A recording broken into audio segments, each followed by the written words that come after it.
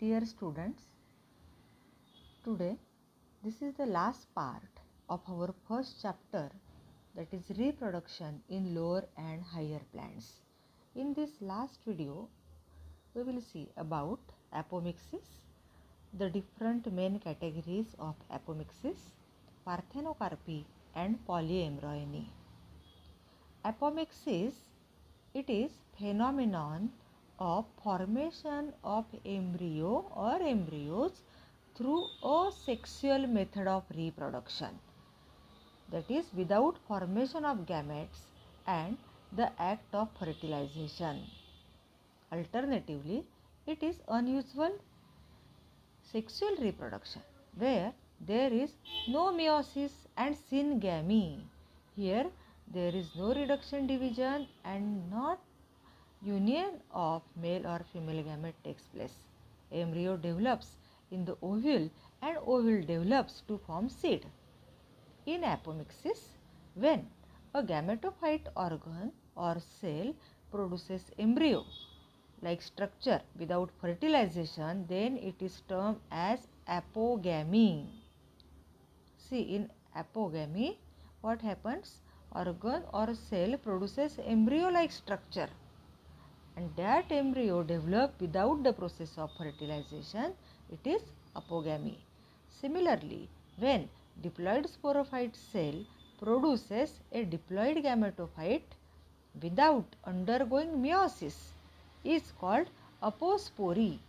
For example, orange, mango. The main categories of apomixis are recurrent apomixis. In this type, the embryo sac generally rises either from an archisporial cell or from some other part of the nucellus. In diplospory, the unreduced embryo sac is derived from the diploid megaspore mother cell. Example, Taraxacum. In apospory, a nuclear cell gives rise to apomictic embryo sac. Non-recurrent apomixis, it is another category. In this type, megaspore mother cell undergoes usual meiotic division and a haploid embryo sac is formed. Here, the embryo arises either from egg by parthenogenesis or from some other haploid cells of gametophyte through apogamy. Plants produced by this method are generally sterile and do not reproduce sexually. Example, Nicotiana. Third category is adventive embryony. In this type, embryo may develop from somatic nucellus or integuments along with normal zygotic embryo. It is common in mango, orange, lemon, etc. It gives rise to a condition called polyembryony. Generally, identical plants can be produced effectively and rapidly by apomixis. The next topic from this chapter is parthenocarpy. This term is coined by Knoll in 1902. It is the condition in which fruit is developed without the process of fertilization. It occurs naturally in some varieties of pineapple, banana, papaya, etc. In some plants, it seems that the placental tissue in the unfertilized ovary produces auxin, Ia, indole 3-acetic acid, which is responsible for enlargement of ovary into the fruit. The fruit resembles the normally produced fruit, but it is seedless. So, parthenogeny is responsible for formation of the seedless fruits. What do bananas and figs have in common? The third one is the polyembryony.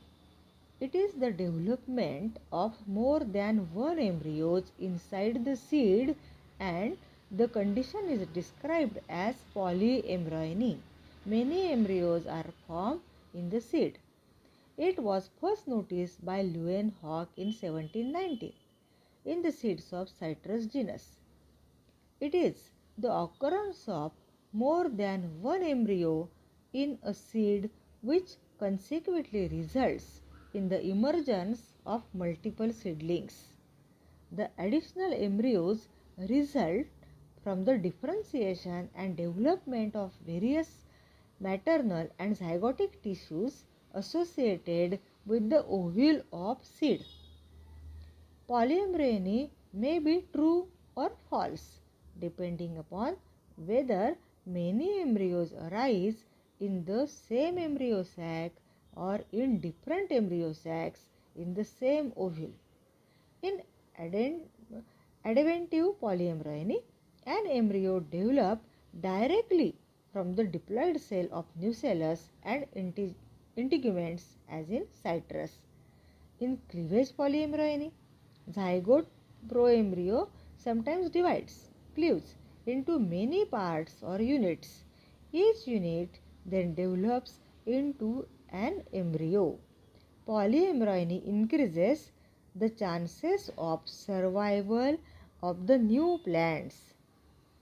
Nucellar adventive polyembryony is of great significance in horticulture. Why are some seeds of citrus referred to as polyembryonic? Here I am sending one video.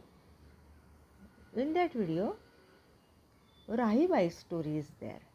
Rahibai is known as seed mother. Collect information about seed mother Rahibai's story. And how does she save over 80 varieties of native seeds?